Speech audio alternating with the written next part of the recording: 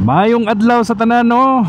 Nata karon diri sa Bato Leyte gikan ta sa Matalom, paingon ta diri sa ilang traffic light. Kadto paingon to sa Hilongos, ngari paingon sa Pantalan, ug diri paingon sa Sugod. So liko ta diri sa Sugod kay muadto ta sa Holy Family Shrine.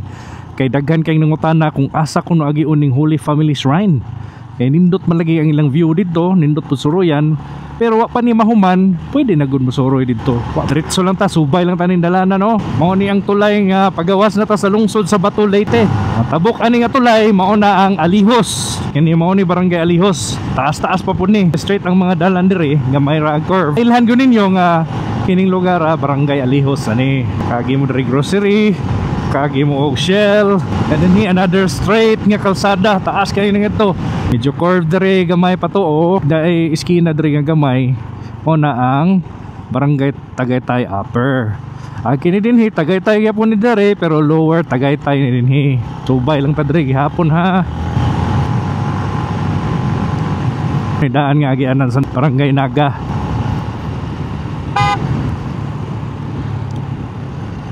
Apoy bagong agianan diri sa barangay Naga. Kini ana mo agi diha. O doon na lang ta. Hapit na ta mo abot. Man na ilhanan. Oh, kini nga dalan ta makita nimo ibabaw na ay dalan nga pasaka. Mao na ilhanan nga mao na diha ang paingon sa Holy Family Shrine. Mao ni dinhi ang likuanan nging na may green nga multicab. Hinay na lang ka diri kana may tindahan diri. Mao na ilhanan pasaka naka. Mao na ni. Ang dito sa Pikas ato firing range mo na ikibali atong landmark nya sa unahan pod sa left side na ay iskina paingon sa barangay Mabini. Mao ni dinhi saka ta diri. Tuo. Saka lang ta diri no. Kung di mo pod kayo layo, pwede ra mabaktas gikan sa iskina. Oh, naa na makita na nato ang Holy Family Shrine. Mao ni ang nakita sa atong video nga nindot kayo o na. Dool ra kayo. Kung suro mi rin nindot labi naghapon or buntag sayo.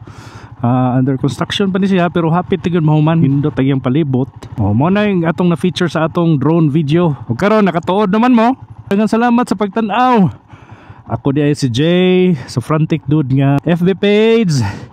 And bye bye, peace to all. Daghang salamat sa pagtan-aw.